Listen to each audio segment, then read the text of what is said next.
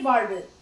மகளிர் மற்றும் குடும்ப நலத்துறை அமைச்சர் டத்தோ ஸ்ரீ நூர்ஜாமினி முகமது யூனுஸ் இன்று பெண்களின் சமூக மற்றும் பொருளாதார முன்னேற்றத்திற்காக புதிய திட்டத்தை அறிவித்தார்.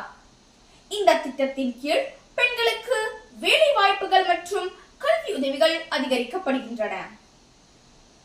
கல்வி தொடர்பான புதிய கொள்கை. கல்வி அமைச்சர் ஃபலினா சிதே இன்று பள்ளிகளில் மொழி ஆக்கங்கள் மற்றும் பாடநெறி மாற்றங்களை அறிவித்தார். இந்த மாற்றங்கள் மாணவர்களின் தரத்தை உயர்த்தும் என பெரிதும் எதிர்பார்க்கப்படுகின்றது. மலேசியா ஜூனியர் பேட்மிண்டன் அணிக்கு வெற்றி.